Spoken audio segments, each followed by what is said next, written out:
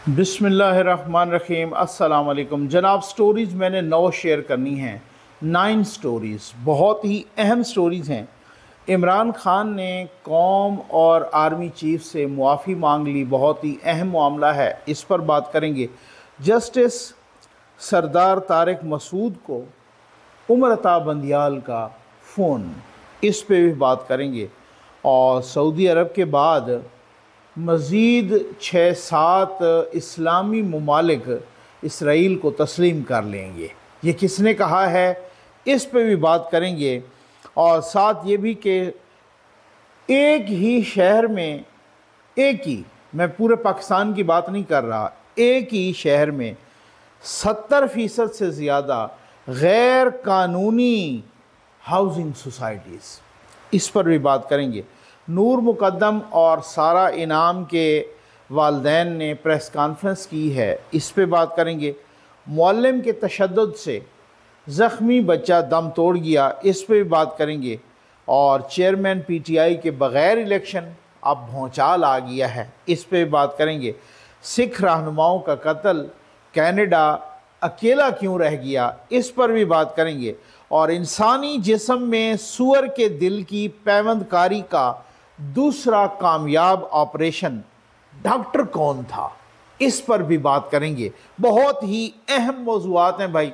आप सबसे पहले चैनल सब्सक्राइब कीजिए और जो घंटे का निशान है उसे ज़रूर प्रेस कीजिए ताकि हर नई आने वाली वीडियो आप तक पहुंचती रहे। और हमारे वाटर प्रोजेक्ट्स चल रहे हैं, अल्हम्दुलिल्लाह बहुत ही कामयाबी से चल रहे हैं। व्हील चेयर प्रोजेक्ट्स भी चल रहे हैं और आपके ताउन और अल्लाह के करम से चल रहे हैं।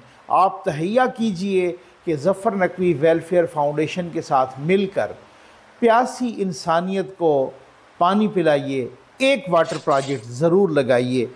आइए जनाब, मैं सबसे पहले ये अमेरिका में इंसानी जिस्म में सूअर का दिल लगाया गया। अच्छा, ये दूसरी मर्तबा लगाया गया अमेरिका में।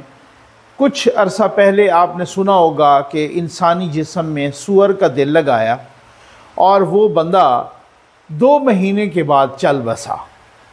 उस वक़्त कामयाब हो गया और 2 महीने के बाद वो बंदा चल बसा।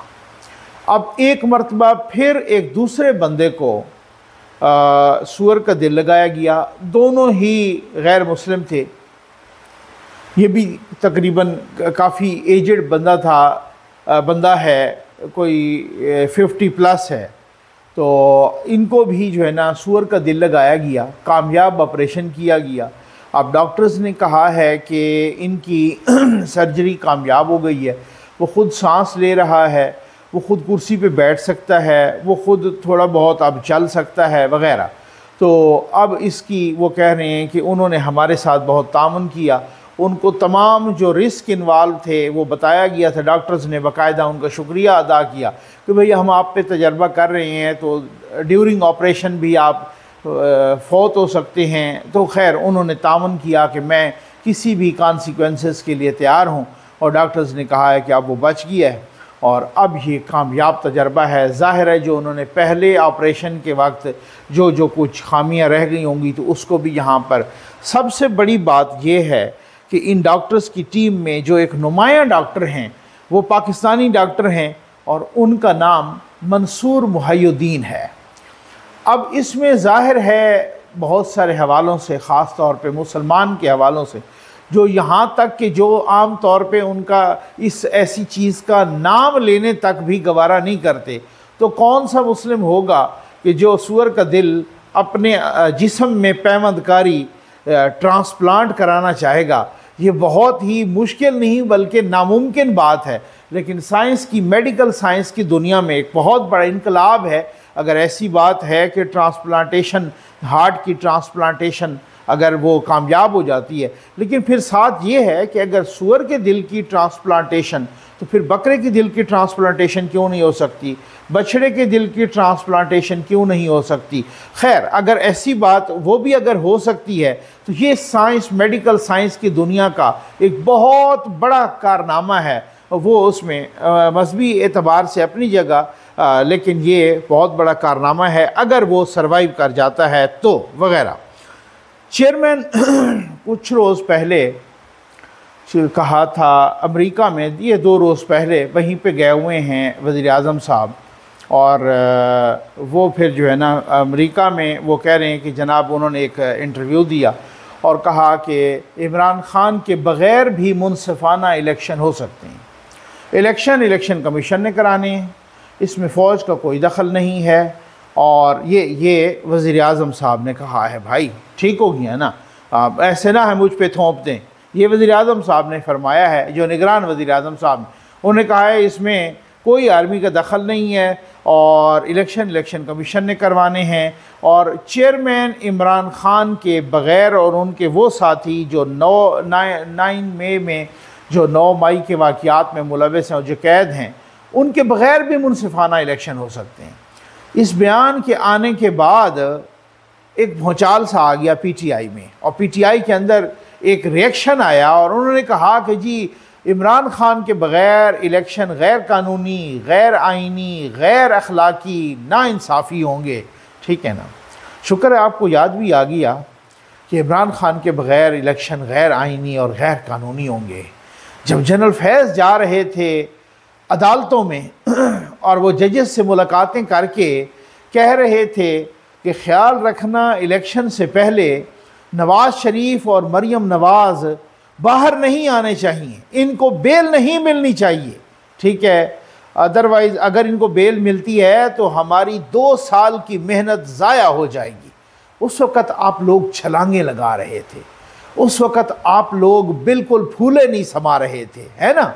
उस वक़्त जनाब आप कह रहे थे कि जी ये तो चोर हैं, ये तो डाकू हैं, ये तो बिल्कुल यही सेम मैं देखता हूँ। मैं कहता हूँ कुदरत का, कोई कहे ना आपसे कि कुदरत का इंतकाम क्या होता है, आप उसको मिसाल दें कि जैसे इमरान ख़ान से कुदरत ने इंतकाम लिया, जैसे पीटीआई ने कुदरत ने इंतकाम लिया।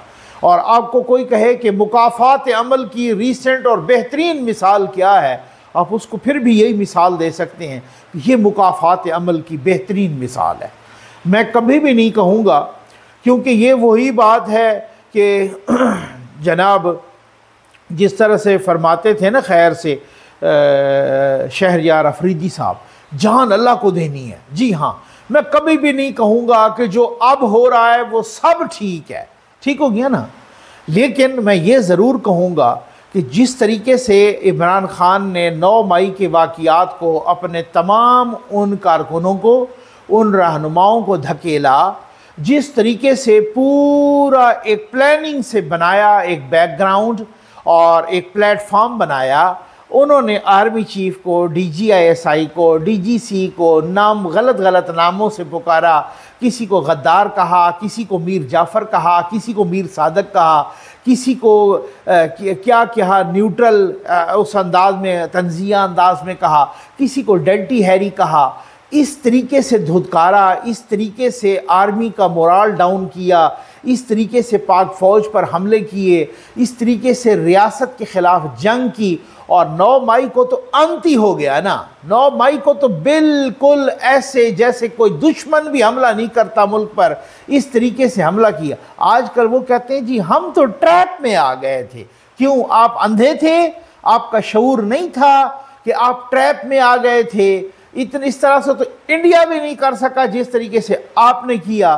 तो फिर खान साहब को पता नहीं क्या बंदियाल साहब पर तकिया था, लेकिन फिर उन्होंने देखा कि 9 मई के बाद जिन पे तकिया था वही पत्ते हवा देने लगे, तो वो कुछ भी नहीं हुआ। और अब जो है ना, जब उस वक़्त आप छलांगे मार रहे थे, तो अब भी आप सब्र करें। यही तो मुकाफ़ात अमल है, इसी को तो कुदरत का इंतकाम कहते हैं। एक ख़त आया हुआ है जनाब, ये ख़त मैं आपको पढ़ के सुनाता हूँ सोशल मीडिया पर। और जनाब ये ख़त है, कहते हैं ऊपर लिखा है मुआफ़ीनामा। ठीक हो गया जी, मुआफ़ीनामा। पार्टी रहनुमा अबाद फ़ारूक के कमसिन बेटे की रहलत का सुनकर दिल मग़मूम हो गया। ज़रा देखिएगा, सुनिएगा, दिल मग़मूम हो गया। मैं अहले खाना के दुख में बराबर का शरीक हूँ। अल्लाह उन्हें सब्र अता फ़रमाए, आमीन। 9 मई के वाक़ये के बाद तहरीक इंसाफ के सीनियर मेंबरान समेत बड़ी तादाद में कारकुनान भी जेलों में हैं। मैं समझता हूँ ये वाक़या नहीं होना चाहिए था, लेकिन बदकिस्मती से रूनुमा हो गया।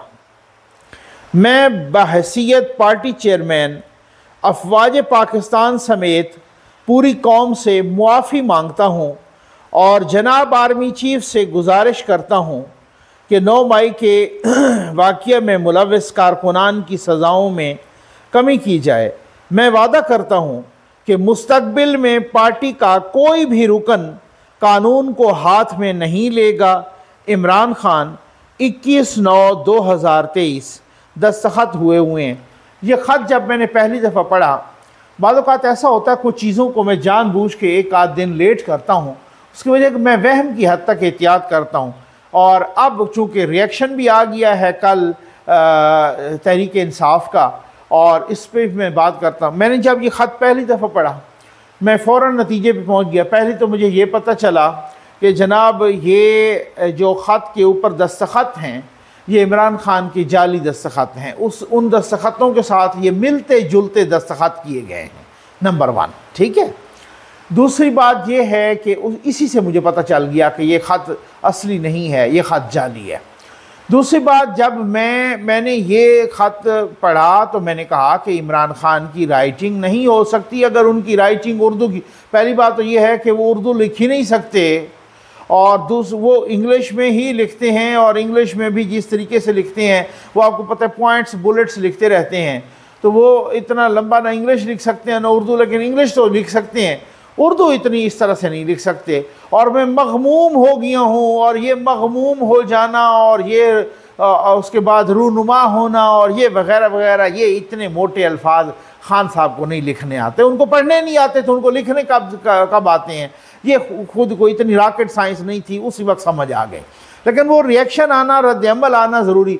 कुछ ऐसे अकाउंट्स ने शेयर किया जो बड़े बड़े अकाउंट्स थे, उन अकाउंट्स ने भी पोस्ट किया इसको एक्स पर, ट्विटर पर, ठीक हो गया, और ख़त को, और कहा कि जी माफ़ी मांग ली है, तहरीक इंसाफ का रिएक्शन नहीं आ रहा था वगैरह। लेकिन अब ये तो ख़त है, लेकिन मुझे ज़ाती तौर पे मालूम है खान साहब बिल्कुल रेडी हैं। शर्त ये है कि उनको कोई मुआफ़ करने के लिए तैयार हो। असल में मसला ये है कि अब मुआफ़ी सिर्फ मुआफ़ी मांगने पे नहीं मिल रही, ठीक है ना। अब मुआफ़ी नहीं मिल रही, और मुआफ़ी मांगने पे उनको माफ़ करने के लिए कोई तैयार नहीं है। वो उनका जिस तरीके से जो केसेस चल रही हैं या चलेंगे फर्दर भी, इस तरीके से वो सवाल ही पैदा नहीं होता, उनको माफ़ी मांगने के लिए कोई तैयार नहीं है। और साथ ही मैं समझता हूँ कि कल एक बयान दिया अताउल अतारड़ साहब ने कि अब इमरान खान कई साल तक जेल से बाहर नहीं आएंगे। मैं इस बयान की मजम्मत करता हूँ।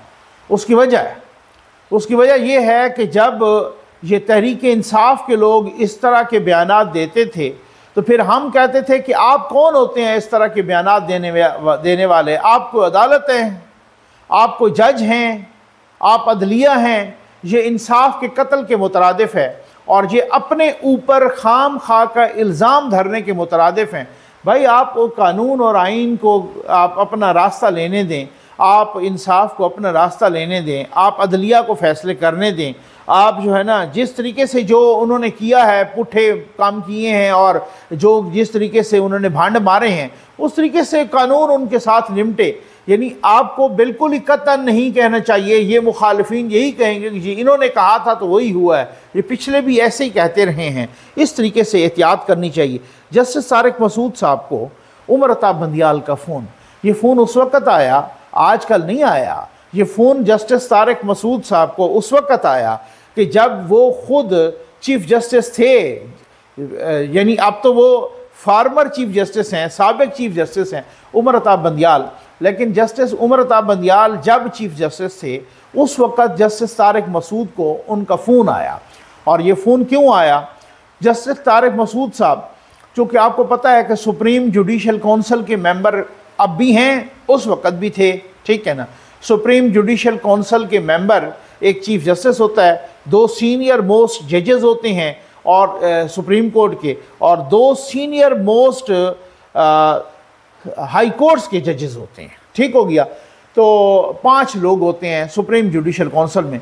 सुप्रीम जुडिशल काउंसिल में मामला गया था और अब भी है, आपको पता है, जस्टिस मुज़ाहिर अली अकबर नकवी साहब का। और एक मामला नहीं गया, उसमें बहुत सारे मामलात गए हैं, उसमें कई यहाँ पे रेफरेंसेस दायर मियाँ दाऊद साहब ने भी किया, एडवोकेट मियाँ दाऊद साहब ने, इसी तरीके से और कुछ बार्स के कोई एक आधा दर्जन के लगभग उनके ख़िलाफ़ रेफरेंसेस हैं और अब भी तलवार लटक रही है। देखते हैं कि कब वो मामला ज़ेर गौर आता है वग़ैरह, क्योंकि अब बहुत मामलात ख़तरनाक हैं और अगर अब गया मामला तो मुझे नहीं लगता वो बिल्कुल ही फ़ारिग हो जाएंगे। उसकी वजह ये है, या रिज़ाइन करेंगे या फ़ारिग हो जाएंगे। उसकी वजह ये है कि यही सुना है, जहाँ तक मैंने तहकीकात की हैं, उनके ख़िलाफ़ मुबैना तौर पर जो इल्ज़ामात हैं वो बहुत ज़्यादा स्ट्रॉन्ग हैं। इन इल्ज़ामात को देख रहे थे जस्टिस सरदार तारिक मसूद साहब। इसी दौरान उनको एक फ़ोन आता है और फ़ोन आता है जनाब उस वक़्त के चीफ़ जस्टिस उमर अता बंदियाल साहब का, और उन्होंने उनको बताया कि जी आपके ख़िलाफ़ एक कंप्लेंट आई है, उस कंप्लेंट का क्या करना है। जस्टिस तारिक मसूद साहब नाराज़ हो गए, उन्होंने नाराज़गी का इजहार किया। उन्होंने फिर ख़त लिख दिया, उन्होंने कहा कि आपने चीफ़ जस्टिस ने मुझे फ़ोन क्यों किया है कि आपके ख़िलाफ़ एक कंप्लेंट आई है, इसका क्या करना है। उस कंप्लेंट को फौरी तौर पर सुप्रीम जुडिशल काउंसिल में भेजना चाहिए था। जो आज़ाद मनस जज होते हैं वो इसी तरह से बहादुर होते हैं, उनको पता है कि मैं देख रहा हूँ जस्टिस मुज़ाहिर अली नकवी का वो केस, इन्होंने एक जाली किसी खातून से एक रेफरेंस बनवा के तो भेज दिया खैर से। अब वो चीफ़ जस्टिस साहब मुझे ब्लैकमेल करने के लिए, आपको पता तो है कि साबिक चीफ़ जस्टिस उमर अता बंदियाल किस तरीके से, किस कटआउट था और किस तरीके से वो ब्लैकमेल करता था और किस तरीके से वो जलील व ख्वार हो के वो कह रहे निकलना खुल्द से आदम का सुनते आए हैं, लेकिन बड़े बेआबरू हो के तेरे कूचे से हम निकले। सुप्रीम कोर्ट में जाए ना, उसमें यूँ लगता है पहले पहले आप एंटर हो ना, तो जब वो आप जाते हैं आगे उसमें कोर्ट रूम नंबर 1 2 3 सारे में, तो वो एक यूँ समझ लें कि आप कूचे से हो के, जो वहाँ गए हुए हैं वो यही गवाही देंगे, कूचे से हो के यूँ लंबे कूचे से हो के आप गुजर के जाते हैं। तो वही बात है, बहुत बेआबरू हो के तेरे कूचे से हम निकले। वो इस तरीके से बेइज्जत हो के जिस तरह से निकले हैं, वो पहले चीफ जस्टिस थे जो खुद चीफ जस्टिस होते, इतना तो बाबे ज़हमते की भी बेइज्जती और तजलील नहीं हुई कि जितनी चीफ जस्टिस उमर अता बंदियाल की हुई है। तो वो बड़े बेआबरू हो के निकले अपनी आदात की वजह, इसी किस्म के करतूतों की वजह से हुए हैं। तो आ जाए भाई, ये सऊदी अरब के बाद मज़ीद कोई 6-7 ममालिक इसराइल को तस्लीम कर लें, 6-7 इस्लामी मुल्क, इस्लामी ममालिक। ये इसराइल के वज़ीर ख़ारजा ने कहा है। नेतन्याहू की उधर तकरीर थी अक़वाम मुत्तहिदा की जनरल असम्बली में, यानी इसराइल के वज़ीर आज़म की, और जैसे ही वो तकरीर ख़त्म हुई, इसराइल के वज़ीर ख़ारजा का यह बयान आ गया, सऊदी अरब के साथ सुना है उनका कोई मुआहिदा हो रहा है, जिसका अंदिया सऊदी अरब ने भी दिया है। कहा है जनाब कि फ़लस्तीन के मफादात को देखा जाएगा वगैरह वगैरह। लेकिन ये अच्छा, अब हमारे वज़ीर ख़ारजा साहब ने, जिलानी साहब ने उनका कहा है कि जनाब कौम और फ़लस्तीन के मफाद को देख कर ही इसराइल के साथ ताल्लुकात उस्तवार होंगे। मकसद कहने का ये है कि एक जैसे नहीं कि नीवी नीवी सी मीठी मीठी सी ख्वाहिश, हाँ जी, शॉर्ट एंड स्वीट ख्वाहिश, जैसे वो एक्स चीफ जस्टिस बंदियाल साहब ने नहीं कहा था शॉर्ट एंड स्वीट फैसला। ये शॉर्ट एंड स्वीट ख्वाहिश यूँ समझ लें कि ठाठे मार रही है दिल में कि हम कब इसराइल को तस्लीम करते हैं। और दूसरी तरफ ईरान के सदर रईसी का, इब्राहिम रईसी साहब का मैं स्टेटमेंट देख रहा था, वो कह रहे थे कि ये इसराइल के साथ जो सऊदी अरब का मुआहिदा है ये नाकाम होगा। इसराइली वज़ीर ख़ारजा ने बाकायदा, अब नाम तो नहीं लिए, लेकिन कहा है कि उसमें कुछ एशिया के ममालिक भी हैं। हाँ जी, ठीक हो गया ना। बाकी ममालिक मिडल ईस्ट के तो ज़ाहिर है, और अफ्रीका के भी, और कुछ एशिया के भी ममालिक हैं, इस्लामी ममालिक। अब एशिया के इस्लामी ममालिक और फिर इस तरीके से, और फिर हमारे वज़ीर ख़ारजा का कहना। चलें देखते हैं कि ये क्या होता है। आज है भाई ये गैर कानूनी हाउसिंग सोसाइटीज़, ये मैंने, आप यकीन करें, जब मैंने पढ़ा तो रोंगटे खड़े हो गए। और ये मैं हाउसिंग सोसाइटीज़ का, गैर कानूनी हाउसिंग सोसाइटीज़ देखें भाई, गैर कानूनी हाउसिंग सोसाइटीज़ रावलपिंडी में कहा जा रहा है कि ये कोई रावलपिंडी डेवलपमेंट अथॉरिटी के मुताबिक रावलपिंडी शहर और उसके अतराफ़ में कुल हाउसिंग सोसाइटीज़ हैं 484, जिनमें 336 गैर कानूनी हैं। 79 हाउसिंग सोसाइटीज़ ऐसी हैं जिनके रजिस्ट्रेशन का मामला अभी RDA यानी रावलपिंडी डेवलपमेंट अथॉरिटी में ज़ेर गौर है।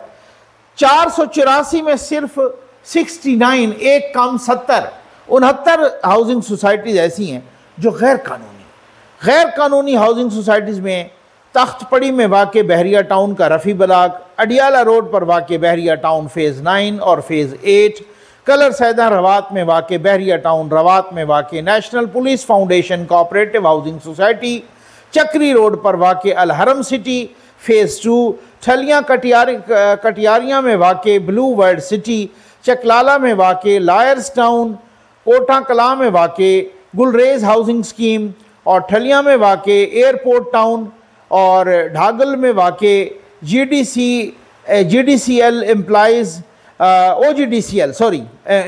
कोऑपरेटिव सोसाइटी, अडियाला में वाक़ खैबान कायद, चक्री रोड पर वाक़ रावल टाउन, कलियाल में कायम डिफेंस व्यू, ढागल में कायम बहरिया टाउन ढागल, चकलाला में वाक़ पाम सिटी और फजल टाउन समेत मज़ीद भी सोसाइटीज़ गैर कानूनी हैं। मुझे ये बताएं, ये जब बन रही थी तो इदारे अंधे थे, सो रहे थे, सत्तू पी के सो रहे थे, या अपना कमीशन ले रहे थे? जिनका काम है भाई पहले उनको लटकाया जाए।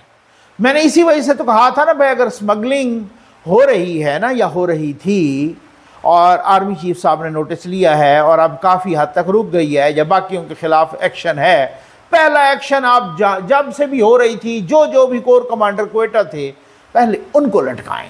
हाफिज़ साहब इसी तरीके से सर पहले उनको लटकाएं जिन इदारों का ये काम है, जो उनको जो सोते रहे। ये सोसाइटियाँ बंद, सोसाइटी एक ही दिन में तो एक मकान नहीं बनता, एक कमरा नहीं बनता, एक ही दिन में तो किसी की DPC नहीं पड़ती। ये पूरी सोसाइटियाँ बनी हैं, लोग आबाद है माशाअल्लाह। अब ये जिन सोसाइटीज़ का मैंने नाम लिया है, अब लोग उनको पता नहीं, जो लाखों रुपए लगा के बैठे हैं उनको पता है, या किसी को पता नहीं भी होगा भाई ये गैर कानूनी है, तो उनके साथ किस तरीके से अब अगर कहा जाए कि जी इनको मुनहदिम किया जाए, पूरा तूफ़ान आ जाएगा। ये मौलम के तशद्दुद से ज़ख्मी होने वाला बच्चा दम तोड़ गया, ये बहुत ही अनफॉर्चुनेट है। लाहौर में एक मदरसे के मौलम ने अनस नामी 13 साल बच्चे पर तशद्दुद किया। पहले वो हॉस्पिटल में गया, दम तोड़ गया। भाई बच्चे पढ़ने के, चाहे वो स्कूल्स हों चाहे वो मदारिस हों, बच्चों को पढ़ने के लिए वालिदैन भेजते हैं, मरने के लिए नहीं भेजते। ऐसे दरिंदों को कटहरे में खड़ा करना चाहिए। ये पहला वाक़या नहीं है, बहुत सारे ऐसे वाक़यात हो रहे हैं। उसके बाद आ जाएँ भाई, नूर मुकद्दम और सारा इनाम के वालिद ने प्रेस कॉन्फ्रेंस की है इस्लामाबाद में। उन्होंने कहा है जनाब, सारा इनाम तो वो हैं कि जो है ना, अभी रिसेंटली उनका अभी फ़ैसला भी नहीं आया। ये 2022 में उनके शौहर ने उनको मुबैना तौर पे कत्ल किया था। शाहनवाज साहब उनका नाम था, और वो एक मारूफ सहाफ़ी, आपको पता है अयाज़ अमीर साहब के साहबजादे हैं, वो गिरफ़्तार हैं, जेल में हैं। और अयाज़ अमीर साहब को भी इब्तदा में गिरफ़्तार किया गया था, बाद में उनको छोड़ दिया गया। तो उनकी बहू थी अयाज़ अमीर साहब की, और सारा इनाम उनको उनके बेटे ने, यानी उनके शौहर ने मारा था, और मुबैना तौर पे। और नूर मुकद्दम को भी, जो एक बिज़नेसमैन के बेटे ने, ज़ाहिर जाफ़र ने, और वो ज़ाहिर ज़ाकिर जाफ़र ने उनको मारा था। और जिस तरीके से अब वो उन्होंने प्रेस काम, उनको सज़ा हो चुकी है सेशन से भी और हाई कोर्ट से भी, मामला अब सुप्रीम कोर्ट में है। उन्होंने कहा कि जनाब अब इसका ना फ़ैसला जल्द होना चाहिए, और चीफ़ जस्टिस काजी फ़ैज़ीसा साहब को मुखातिब करके उन्होंने कहा है खैर अब ये बात है। इंसाफ मिलना चाहिए और किसी भी हवाले से ये नहीं है। लेकिन काजी फ़ायज़ साहब, ये भी मैं इस चीज़ पे भी नहीं कि अगर सिर्फ जिनके पास प्रेस कॉन्फ्रेंस और जिनके पास मीडिया का हथियार हो उनको तो मिलना चाहिए, लेकिन जो वैसे जेलों में सड़ रहे हैं, बेगुनाह भी हैं, और या जिनके कातिल उधर हैं, और जो वो वैसे जो प्रेस कॉन्फ्रेंस करने की हिम्मत नहीं रखते, इंसाफ उनको भी मिलना चाहिए। ठीक, हमने उस वक़्त भी वीडियो की थी कि जी बिल्कुल जो कत्ल है वो उसको पूरी सज़ा मिलनी चाहिए, लेकिन साथ ही जो ये भी आप सारे लोग ये भी समझाएं कि जिनकी बेटियां खैर से माशाअल्लाह एक साल 2 साल तक जो इस तरीके से निकाह के बग़ैर, मैं बहुत ही मोहतात अंदाज में और इस तरीके से, तो वालिदैन को उनको भी कंट्रोल करना चाहिए। जो जिस तरीके से वो जब फौत भी हुई, बेचारी कत्ल भी हुई, तो उस वक़्त भी हमने देखा, सुना, सबको पता कि 10 रोज़ से उन्हीं के पास थी, तो उस वक़्त वो वैसे ही आ जाती तो वालिद साहब को इनकार ना होता। ठीक है ना, ये थोड़ी कड़वी बातें हैं, लेकिन ये मुआशरे का, हमारे मुआशरे का रिवाज नहीं है, ये इस्लामी मुआशरा है। तो निकाह के बग़ैर जिनकी बेटियां कहीं इधर उधर होती हैं उन पर भी नज़र रखना चाहिए, और मैं ये नहीं कह रहा कि सिर्फ बेटियों पे नज़र रखें, बेटों पर भी नज़र रखें। हाँ, मैं वो बंदा नहीं हूँ कि मैं कहूँ कि जनाब आप बेटियों पे इस तरह से नज़र रखें, लेकिन ये डिस्क्रिमिनेशन करें कि बेटे जिधर मुंह उठा के फिरते रहें। आप बेटों पे भी नज़र रखें, आप बेटियों पे भी नज़र रखें।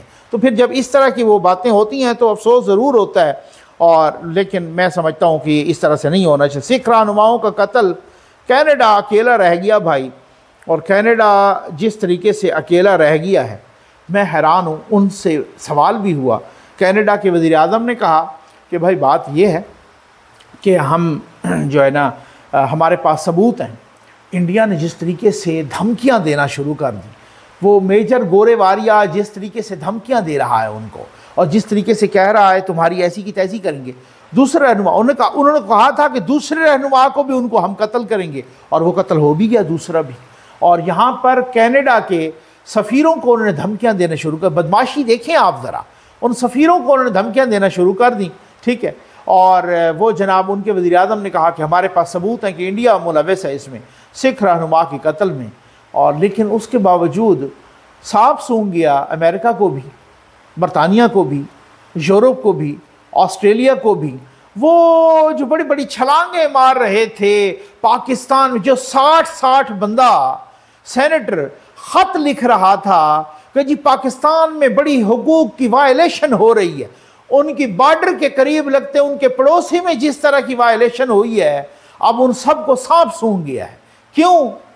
उसकी वजह यह है कि इंडिया एक बहुत बड़ा मुल्क है, तिजारत अपनी जगह, और साथ ही उन्होंने चाइना के अगेंस्ट उसे इस्तेमाल करना है, और वो इस्तेमाल हो रहा है। अभी G20 की जो कॉन्फ्रेंस हुई है, इसमें को बड़े कॉरिडोर्स की अनाउंसमेंट हुई है, सबको सांप सूंघ गया है, किसी ने नहीं। अगर वो कोई मसला करते हैं तो फिर उनको पता है कि चाइना के अगेंस्ट इंडिया का जो रोल हम चाहते हैं वो नहीं होगा। तो भाई मेरे समझ जाएं, पाकिस्तान अहलियान पाकिस्तान समझें कि यहाँ कोई उसूल नहीं है, कोई रूल्स नहीं है, कोई रेगुलेशंस नहीं है, बल्कि ये वही वाली बात है कि तकदीर के काजी का ये फतवा है अज़ल से, है जुर्म ज़ईफ़ी की सज़ा मर्ग मफाजात।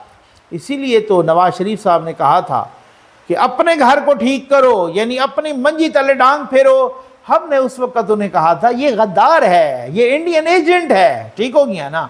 तो अपने घर को जब तक ठीक नहीं करेंगे तब तक हमारी कोई नहीं सुनेगा, और जब अपने घर को हम ठीक करेंगे तो फिर यही होगा कि जैसे इंडिया आप देखें, जहाँ से उनकी वो फास्टेस्ट ग्रोइंग इकॉनमी, जिस तरीके से वो किस तरीके से चाइना को टक्कर देने के लिए उनको इस्तेमाल करना, और ये सारी चीज़ें जिस तरीके से वो हो रही हैं, और जिस तरीके से कनाडा जैसे जमहूरी मुल्क को जिस तरीके से नाम नहाद जमहूरी ममालिक और इंसानी हुकूक के नाम नहाद चैम्पियंस ने छोड़ दिया है, बहुत कुछ सीखने के लिए है। ये सबक है हम सब के लिए। उम्मीद है आपको वीडियो पसंद आई होगी। आपको बहुत बहुत शुक्रिया।